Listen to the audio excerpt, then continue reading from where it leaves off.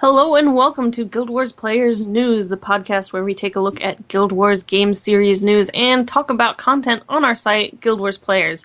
I'm Sithrith, and today we have Draculetta. Hey, everybody. And Thelros. Yes. Yes. Yes. He exists. Okay, that's good. So Drac, before we get into the really, actual news, what's going on with Gem Store this week? Anything at all, maybe? Not anything too exciting, actually. If you were into gathering tools, there's a ton of them in the Gem Store this week. Mm-hmm. The Bone Pick, Chop It All Logging Axe, Dream Cleaver Logging Axe, Jack-in-the-Box Scythe, just to name a few. There's more. You can look at the post to see them all. I'm not going to read them all because there's a ton of them. Also, the Fancy Winter Outfit still available for 700 gems. And the Winter's Day earmuffs are still available for 25 gems. And I should mention the gathering tools are 1,000 gems apiece. Yeah, they're not cheap. But yeah, over the weekend I also noticed that there was a couple sales. There was I think it was over the weekend, last weekend that is, after we did the podcast, of course, because that's how it works. There was some sales on character slots and transmutation charges and total makeover kits. So, I mean, that's not super relevant, but hopefully maybe you guys saw that. Every so often they have 24-hour sales on the Gem Store, it seems. So definitely keep your eye on the Gem Store every time you log in, just in case there are sales like that going on. Yeah, it's kind of hard to find some of these sales unless they're the ones that they actually announce in their weekly post, which they haven't been doing since they've all been on vacation. I kind of wish they would make it easier to find the sales like other games do. Right. So you kind of, like you said, just really when you log in, search the Gem Store and look. Hit a lot of the times if you hit the promotions tab, there'll be some stuff that show up in there that may or may not be on that weekly post that they make. Right. Yep. So yeah, just our advice is just to keep your eyes open, pretty much. Sorry, that's really about it.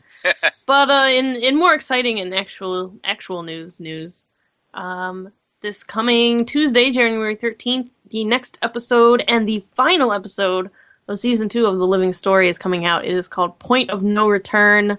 They've kind of been hyping this for a while with lots of pictures like Point of No Return, like all sorts of hype about this. I watched the trailer. I know Drac watched the trailer. And Drac, you actually have some information I totally didn't pick up because I don't know anything about... Well, I do know some, but I don't know as much about Guild Wars 1 lore as you do. And you said that you noticed quite a bit in this trailer, actually. Oh, yeah, there's a ton of little lore bombs from Guild Wars 1 in this trailer that may or may not mean anything. They may just be doing it just to, screw with our minds, but there's a lot of little things in this trailer. Can you give any examples? I can. In the very beginning of the video, you'll see a worm that's encased in jade. And I noticed that. If you played Guild Wars 1, you know that was part of the second expansion. Excuse me, I had to mute, I had to cough. That was part of the second expansion. Those worms were made in the Jade Sea, which are actually in Cantha. So could that mean Cantha's coming? Maybe. The biggest thing, though, that one I think they're just throwing in there just to mess with us, just because people are going to notice that.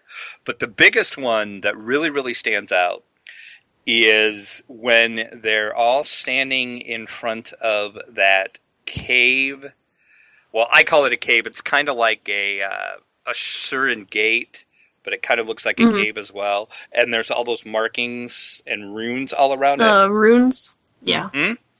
Those are actually the runes of Ascension, which are from Guild Wars 1.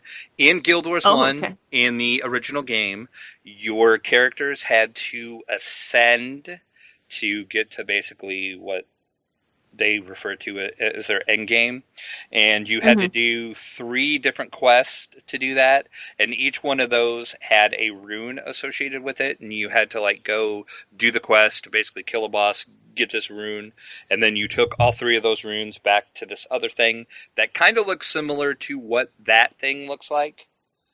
And then once you had all 3 of those, you put them in there, and then you did this ritual, and you got ascended, and then you got some other powers. But that all takes part in the Crystal Desert. Yeah, I've heard some people speculating that there's those runes of ascension, and then there's like a brief second or two in the trailer where you see a ghostly-looking figure, and some people are speculating that it's the ghostly hero that apparently helps you on this quest to ascension. I was just about to bring that up. That's the biggest lore bomb of them all, I think, in this trailer is, yes, that ghostly figure that's in the library that it looks like, from the looks of the trailer, it kind of looks like you're summoning this guy, maybe. Yeah. That looks exactly like you said, like the ghostly hero. And his name is Turiasa. I'm not sure if I'm pronouncing that right. I can't remember exactly how it was pronounced. I don't know. He basically saved Alona from an undead invasion. And after he did that, he wanted to learn how to ascend to basically godhood. So he took all of his followers out to the Crystal Desert. And basically, to cut it short, he died, and everybody else had been died, and he got stuck out in the Crystal Desert as a ghost. And he's the one that helps you ascend in the first game, and that's what ties it back to all those runes and everything and the Crystal Desert. So my thinking is this is going to involve the Crystal Desert somehow. Yeah, that's what it sounds like. And yeah, like you said, I think the Jade Worm thing is just a bit of a teaser. Yeah, I think that is because I know people have been wanting Cantha forever. Right. So, yeah, I think they're just being mean. I think they are. Yeah, and like in the earlier episode of the Living Story, when you go to the Priory Library, that Jade Worm is in there. It's just kind of in the back with a whole bunch of other random like books and things you can read for more lore. So I think it is just I think maybe they were just trying to be like, oh look, we're back in the library, but then like they were like, oh wait, haha, Cantha. But yeah, so there's a lot going on in this trailer, but it is pretty vague, except for those Guild Wars 1 lore bombs. But even still, with the really specific lore bombs, it's still not really sure what exactly how they're gonna tie into the things. Right, and so, I mean that could all just be all of us Guild Wars 1 people reading way too much into it, and you know they're just expecting us to do that, and then they take us in a totally different direction and say, "Ha, you people are just all idiots." So I guess we'll see what they do, but something definitely is coming, and I'm still saying we're going to go to the Crystal Desert. Because there's too much. It definitely makes sense. There's way too much in that trailer to do with the Crystal Desert for us not to at least go there and do something. I'm not saying it's going to be a whole new area. It might just be only in the Living Story, but I still think we're going to go to the Crystal Desert. Makes sense. All right, so yeah, we'll find out Tuesday. Well, somebody will. I'm not up to date on in the Living Story, so someone will find out what's going on. It won't be me. But on the 24th of January at PAX South, the ArenaNet team is going to be at PAX South, and they're going to be talking about Beyond the Point of No Return. Drac, you also wrote about this article. Yeah, there's something big going on at PAX, because if you look at the list of people during their panel at PAX, Mike O'Brien, who was the president and co-founder of ArenaNet, is going to be there.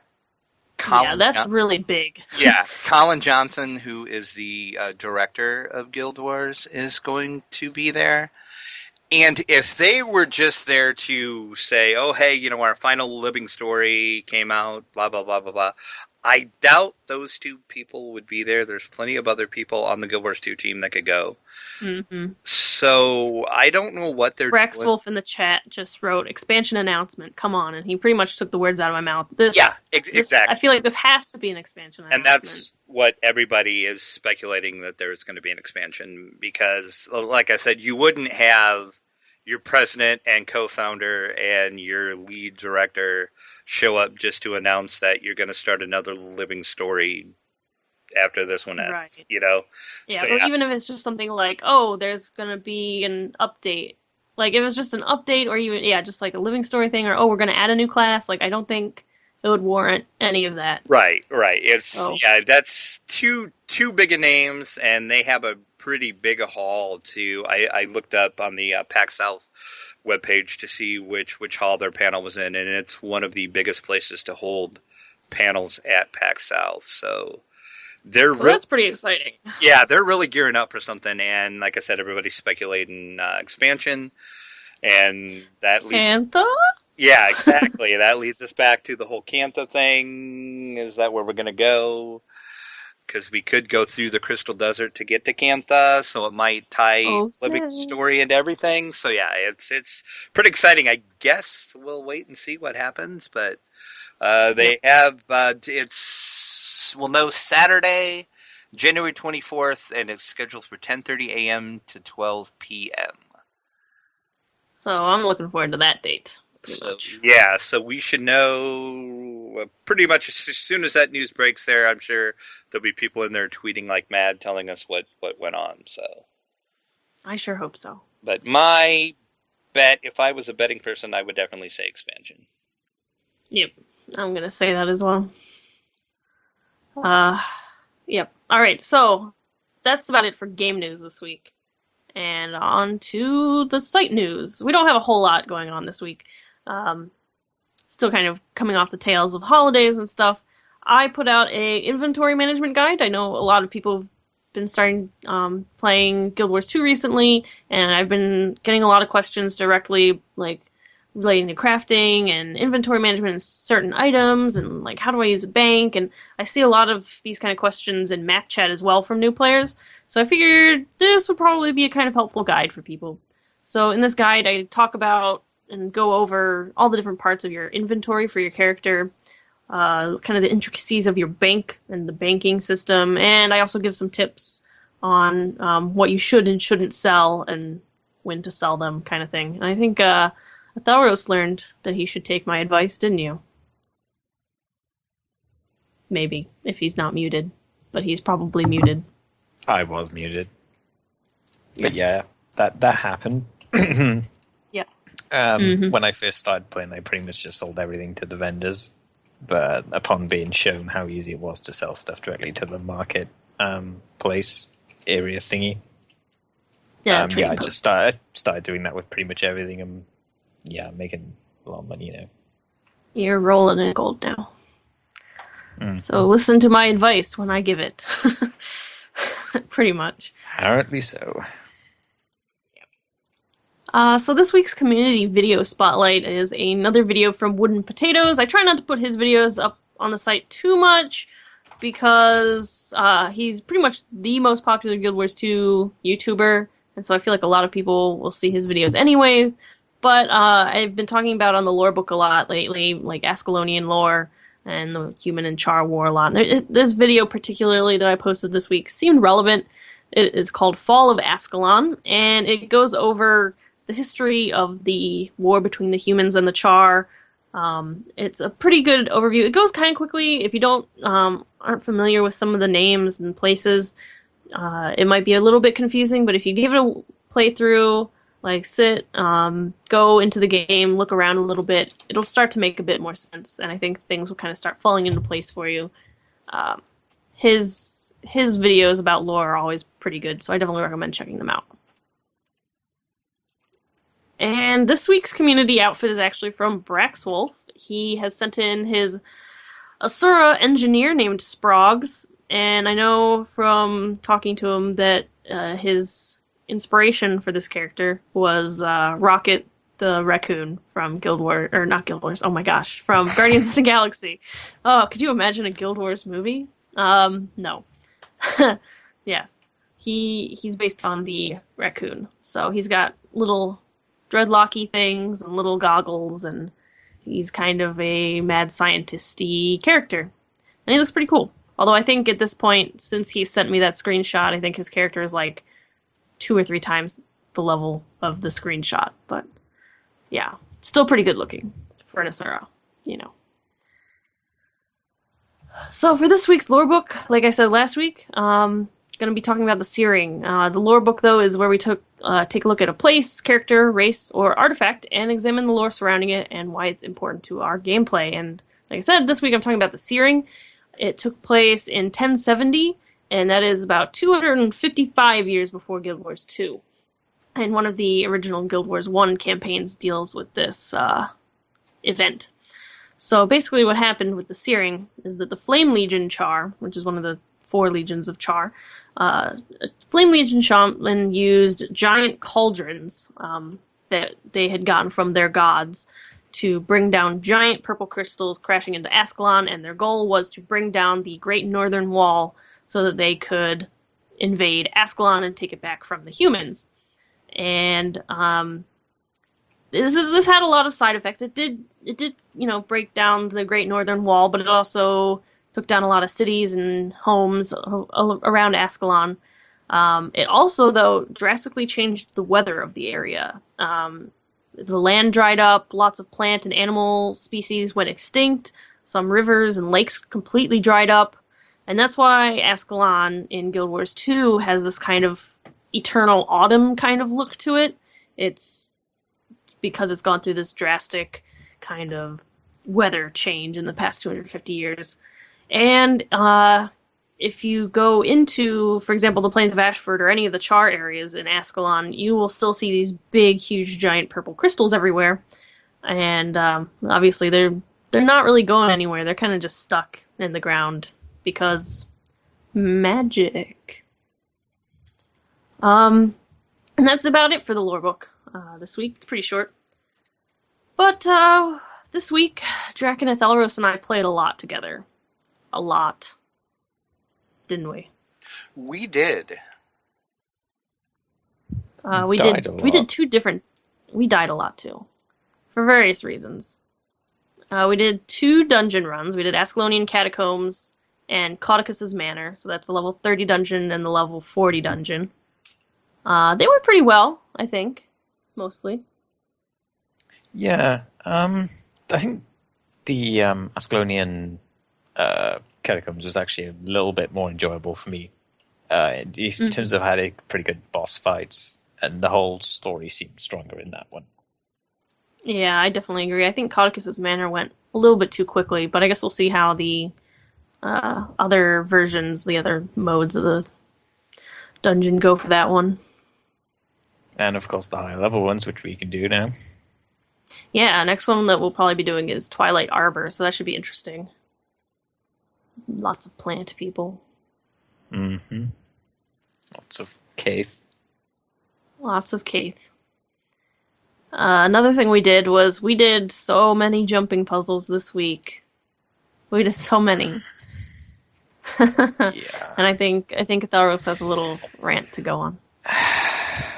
I hate griffins. That's all I want to say, to be honest. I just hate griffins. We did the Griffin. Yeah, we did the Griffin Rook run in Lorinar's Pass. And that one is very difficult because you have to. It's not only just jumping, but there's also these griffins that will attack you and knock you off of the cliffs if you're not careful.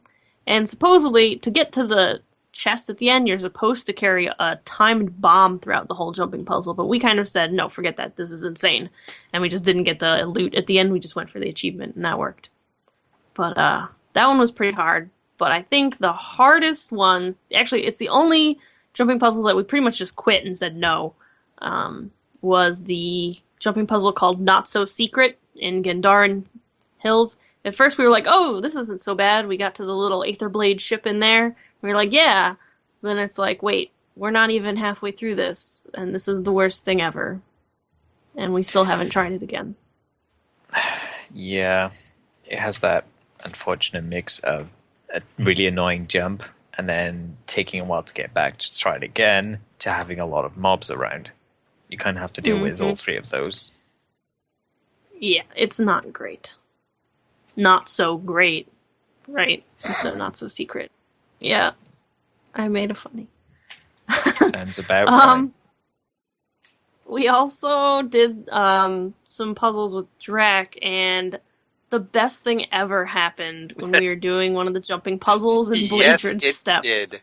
Well, actually, it started before that.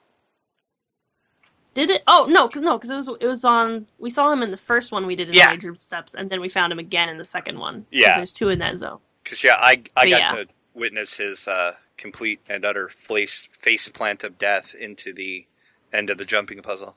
I'm like standing, there's a ledge you stand on, and then you have to jump out from that ledge to hit another ledge where the chest is. And I'm just getting ready to jump over because I wasn't sure if I could make the jump because it looked like it was pretty far out. And next thing I see is just this Charr coming face first down, planting, and I just hear this crunch. And I just started laughing because it was the funniest thing I've ever seen. And then this Charr starts like going, "That's not what I wanted to do." And then he was like, "I thought there was a chest here, but my neck seems to be pointing the wrong way."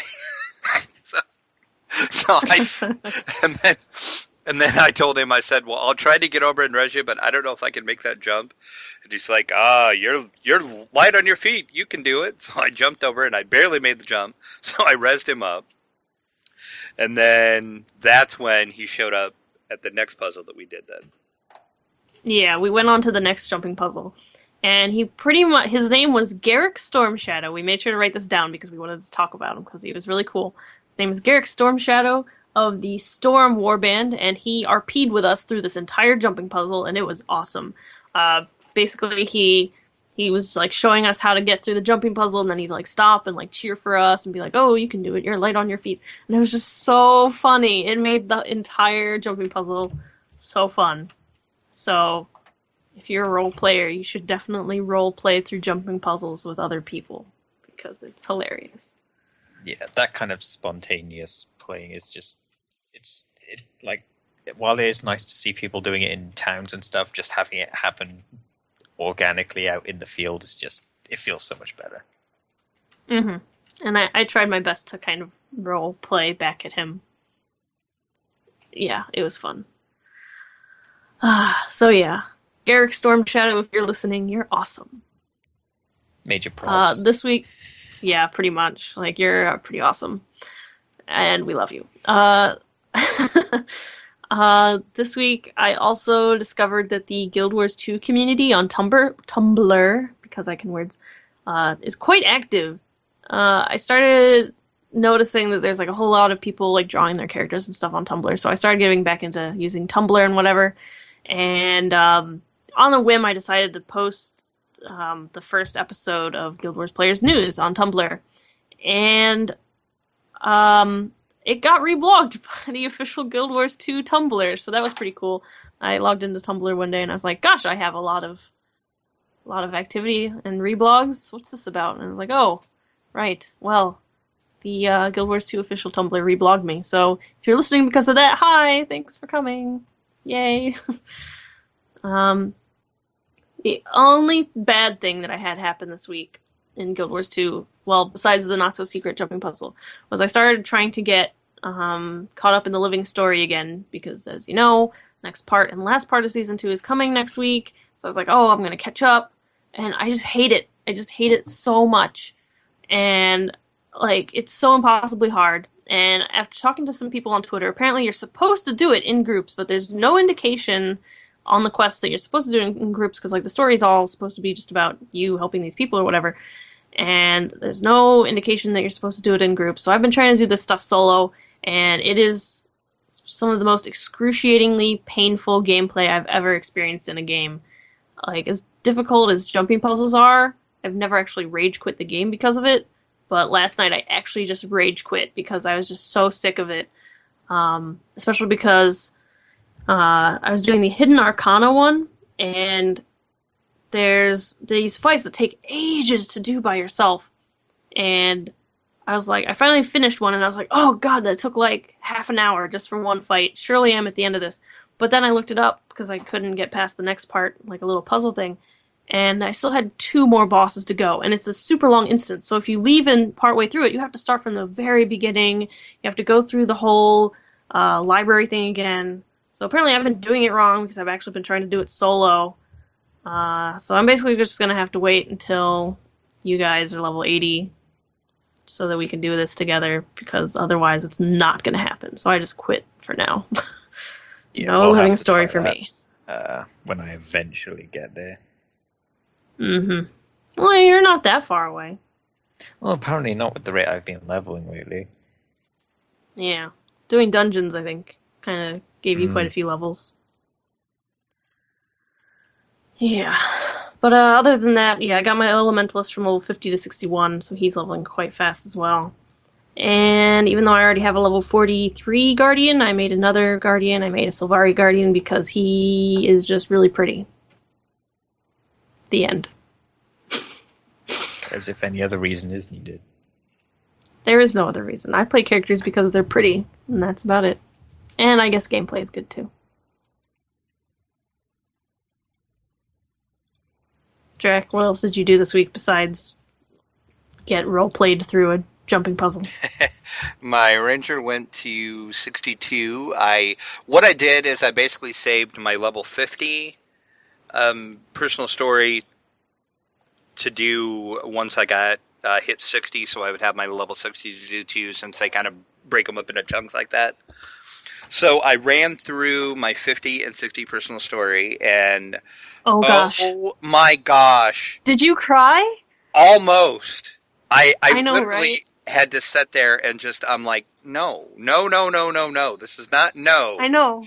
I have never been quite that affected by a video game, I will admit it. It was the saddest thing ever. If you've done the personal story, you know what we're talking about. I'm not going to spoil it for people that haven't done it. I'm just going to say, especially if you're in Order of Whispers, Uh-huh. because Oh, yeah. Yep. German Priory, I'm not going to really care. But oh my gosh. Yeah, it's the Order of Whispers, and it's just like, wow, that story is just... I seriously... Yeah, and Brax was actually online at the time, and I said something in guild chat, and then he answered me a question, and I couldn't even answer him for a while, because I was just sitting there stunned. I couldn't... Yeah, it's just... It's very moving. It is. And kudos to the writers, and the way they did it was amazing.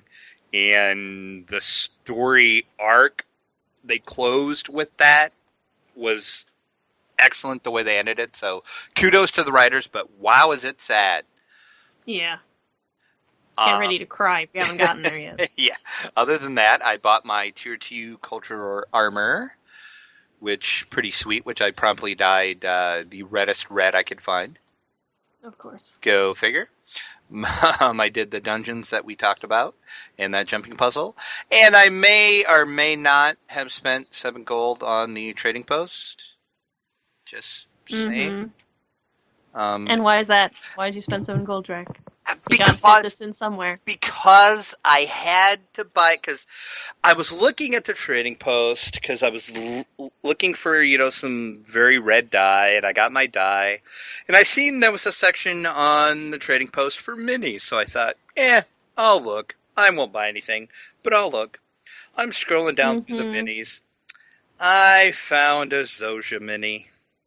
Of course you did. So now I have a little mini Zoja because Felicia Day runs around and follows me. There's your Felicia Day reference, for folks. The episode. Necromancer. My Necromancer went to level 37, and my Elementalist to level 34. And that is pretty much all I did this week. Nice. Did you do anything but jumping puzzles this week with Elros? A fair few things. My Mesmer, which is my main character, is now level 58 as of Oh, wow. right now. You're playing while we're podcasting, aren't you? Yes. Yeah. Fair enough. So yeah, I've done quite a bit of play on him. Obviously, all the dungeons and jumping puzzles we did helped a lot with that. In my personal story, I've been pretty much up to date on that. For the choosing a race to study, I chose the Quaggans because they're not irritating like I find Skrit to be, and Hylek are kind of meh. They're frogs. Yeah. Pretty Whereas much. Quaggans are at least have kind of interesting quirk with their whole... Yeah, Quaggans are adorable. They want to lick you all the time, though. I think that's just that one Quaggan you came across, Drac. They don't really do that. I hope not. I was like, that is mildly disgusting. Get away from me. You complete Quaggan. We came across the Quaggan that said that. We were questing in Bloodtide Coast, and what was it? We brought him crabs, like little hermit crabs, and he was like, "Oh, cool, you complete Quaggan." And we're like, "Oh, okay, bye." Kinda don't want to talk to you that much anymore. But yeah, pretty much. that was interesting. Quite tricky, actually. A couple of the fights I had to do, but mainly because it was underwater. Yeah, that was interesting. I also, as I mentioned earlier, started trying to sell a lot of my crafting mats that I pick up and gather from various areas. So I'm at 23 gold now from what I was 5 last week. That's pretty good. I'm going to need it for that expensive equipment I have to get later on. Yeah. I haven't gone for the tier 2 stuff yet, partly because I can't use it, and partly because wings are kind of weird. But yeah, the light armor for Sylvari males it looks like a bug. And I don't want to be a bug. I'm a dead tree. It's completely different. Right. Yeah. And lastly, I finished reading the Ghosts of Ascalon, the first book of the 3 written for Guild Wars 2. Okay, I want to ask you, now that all 3 of us have read this book, did you see the ending coming? No, and I don't think that's a good thing, in my opinion. Okay. I think I'm not going to spoil it or anything, but I think the ending kind of plot twist thingy, I think was too jarring for me to find believable. Too forced. Yeah, it's like it seems like the kind of thing you would put in because you want to surprise people, not because it fit the narrative that the story you were trying to tell. So I can see that. Aside from that, and a little minor case of them liking to use the Disney death scene a bit too much, the whole "are they dead or not" thing. Oh yeah. At least like a dozen times that happens in that book. Aside from those 2 things, it's pretty much fine. If you have any interest in the game at all, I would give them a read. Okay, I'm going to here's be another starting question. on the... Yeah. Oh, no, go ahead. I was just saying I will be going through the other 2 when I get time. Nice. Cool. Here's a question. How do you feel about humans after reading Ghosts of Ascalon? The in-game humans, the human riders, maybe a little. At the risk of sounding a bit mean, yeah. It's if it had been maybe paced a bit better, where it wasn't so out there. It was a very short. It was a very, very short book. Yeah, but yeah, I'm not really that angry at them. The Norns are kind of a bit more comical there. The Azura didn't really endear me any more than they did before. Right. Well, but yeah, I'm kind of in the same position as was before. They're humans, they're boring. Yeah, pretty much. And if you're Logan annoying. Yeah, well, he'll get to that in the next book. So Yes, we'll ask him again how he feels will. about humans at the end of Edge of Destiny. And we'll see how he feels about humans then. Or at least Logan. Well, yes. What was I going to say? Yeah, so you should read those books, because even if you don't like any of the characters, at least it gives you some lore background. That's pretty much the best thing to get out of these books, I think. So, that's good. Yep. And I think that covers it for everything we did this week. Lots of dungeons. Oh, one thing. We did record us doing these dungeons, so if you want to watch them, they're not like, it's not like a show. It's not like we didn't actually be like, oh, welcome to Guild Wars Players Adventures. It's just a recording of us doing these dungeons. But if you're interested, they are on my YouTube channel, and my YouTube channel is Sithrith, which is not that surprising. You can go watch them if you're interested in that kind of thing. We're not that good at them because we're new. But yeah. So I think that's about it. We don't have anything else to say about what we did this week, I don't think. No, but it was fun, which is more that can be said for other things, so it's what's important. Yeah, I had a good week. We played so much Guild Wars 2 together. So this week we don't have any Patreon donations or mentions, but you can help support Guild Wars Players News simply by going to the donation page on our site, where you can support the Players Alliance Network on Patreon, and there you will find rewards, including a mention on the podcast, or you could even be a guest on this podcast, which is really cool. And we actually, finally, really, for serious, have a iTunes review this week. We got a 5-star review from Braxwolf, and he writes, "This crew is fairly new to the game at this point and does a nice job of going over not only current news in the game, but also in getting back to basics. Very helpful for a fellow newbie like me." Thank you very much for the review, Brax. That's very helpful. So thanks for the review. And if you want to review our podcast, you can simply just look up Guild Wars Players News on the podcast section of iTunes, and we'll be there. We also have a featured comment this week from Tapco, and he commented on the Point of No Return trailer. "Wait, a dwarf? I thought they weren't in Guild Wars 2. Who, when, where?" And I think, Drac, you might be the most relevant person to answer this, because Guild Wars 1. Yes, maybe? The dwarf that you see standing in the library in that trailer is actually Ogden Stonehealer. He is the only dwarf that survives through the original Guild Wars. And as a side note, he is actually, once you do a mission in the original Guild Wars, you can actually get him as a hero that you can have to go around with you. So yes, cool. He is the only dwarf that survives, because they did something to, I'm gonna not do any spoilers in case anybody is still playing. I was gonna say, can you say why? They kind of did something to help fight with the dragons, but in the process they managed to kill all the dwarves but him. Yeah. So yeah. All I'm gonna say is, it might have something to do with how he looks. Exactly. And they think he's the only dwarf that's left. He's the only one that they know about. They think there might be other dwarves, but they're pretty sure he's the only one that survived.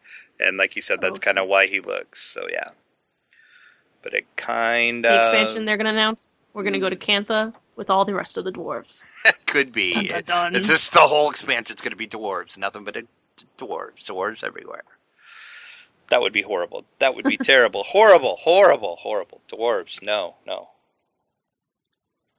Okay. We didn't receive any emails or in-game mails this week, but you can contact us at podcast@guildwarsplayers.com if you feel so inclined.